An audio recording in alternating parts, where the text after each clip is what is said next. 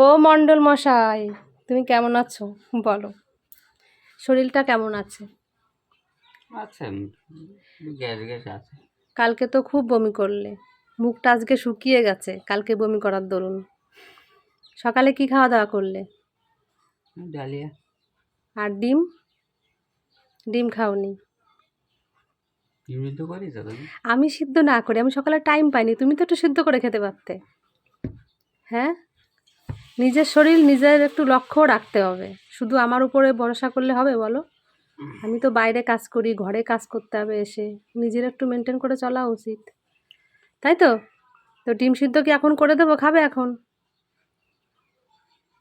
হুম, দেবো? করবে ডিম ডিম খেতে ইচ্ছা করে না? না, আমাকে কত কাজ হয়। এই 6-7 মাস ধরে একভাবে ডিম খেতে ডিম দেখলে এখন বমি আসে। বমি আসলে তো হবে না, শরীরটাকে তো বাঁচাতে হবে মশাই, বলো? ভক্তি নাই ডিমের উপর। ডিম, বেদানা এই সমস্ত খেতে হবে। আবার যদি ভিটামিন বি কমে যায় না শরীরের, তোমার শরীরে অনেক ক্ষতি হতে পারে, বোঝো না? ডাক্তার তো বলেই দিয়েছে।